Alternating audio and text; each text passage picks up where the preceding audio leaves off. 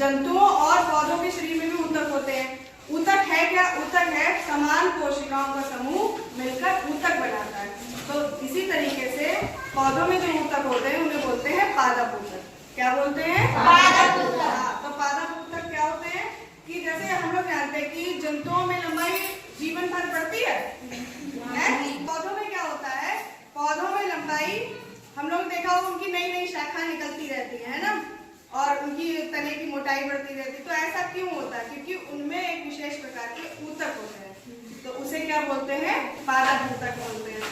और उनके विभाजन के आधार पर उन ऊतकों को दो भागों में वर्गीकृत करा गया है। एक तो ये प्रविभाजी ऊतक और दूसरा है ना। तो अभी हम लोग प्रविभाजी ऊतक के बारे में पढ़ेंगे कि पौधों में वृद्धि कहाँ कहाँ होती है। कुछ निश्चित क्षेत्रों में होती है, जैसे जड़ और तने की कलिकाओं में। और ऐसा क्यों होता है? जड़ और तने की कलिकाओं में क्यों होता है ऐसा? उनमें इसलिए होता है क्योंकि उनमें एक विशेष प्रकार के ऊतक मौजूद होते हैं, और उन ऊतकों को क्या कहते हैं?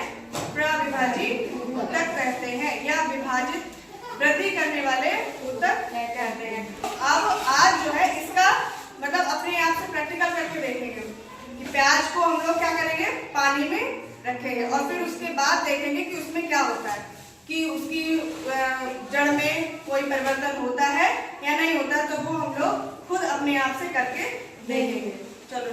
जड़ें बिल्कुल भी नहीं है, इसमें थोड़ी सी है, बहुत मामूली सी, और इसमें तो बिल्कुल भी नहीं है। अभी हम लोग इसको पानी के जार में रख देंगे। ये देखो, ये पानी के जार है, इसमें रख देंगे, और 5 से 6 दिन के बाद में देखेंगे कि क्या इनकी जड़ों में कोई भी लंबाई में इनकी वृद्धि होती है या नहीं होती, और फिर उनको नोट करेंगे हम लोग कि वृद्धि हो रही है या नहीं इनकी जड़ों को। ये देखते हैं, ये तो डूब गया, इसमें थोड़ा पानी कम है, इसको बढ़ाना होगा, इसको भी डुबाना है। अब ये इसमें ऐसे रख दिया, और फिर उसके बाद देखेंगे कि ये जो जड़ें दिख रही हैं, देखो नीचे करो इसको, और ये जो जड़ें दिख रही हैं क्या इनकी लंबाइयों में कोई परिवर्तन होता है या नहीं। अब हम लोग 2 से 3 दिन के बाद पहले देखेंगे, तब उनकी लंबाइयां नोट करेंगे जड़ों की। उसके बाद फिर 5 दिन के बाद देखते हैं कि कितनी इनकी लंबाई में वृद्धि होती है। ठीक।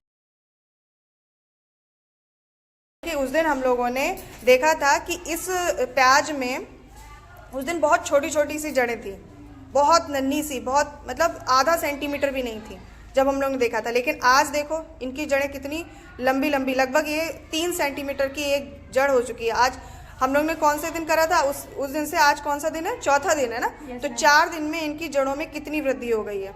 अगर हम नाप कर देखें तो लगभग ये 3 सेंटीमीटर की हो गई है। दूसरी वाली प्याज के दिखाओ, दूसरी वाली प्याज। हाँ, इसमें भी देखो, इसमें बिल्कुल ही जड़ नहीं थी, तब ये इतनी जड़ इसकी विकसित हो चुकी है। तो ऐसा क्यों हुआ? इसकी जो जड़ में, यहाँ इस जड़ में जो ऊतक मौजूद है उसके कारण हुआ, क्योंकि ये इसकी जड़ में वृद्धि वाला जो ऊतक मौजूद है, और उस ऊतक को क्या बोलते हैं? विभाज्योतक ऊतक या प्रविभाजी ऊतक या वृद्धि करने वाला ऊतक बोलते हैं, है ना। तो क्या बोलते हैं? कौन सा ऊतक कहलाता है जो इसकी जड़ में, प्याज की जड़ में मौजूद है? बताओ। प्रविभाजी ऊतक। और ये कैसा ऊतक होता है? वृद्धि करने वाला ऊतक होता है।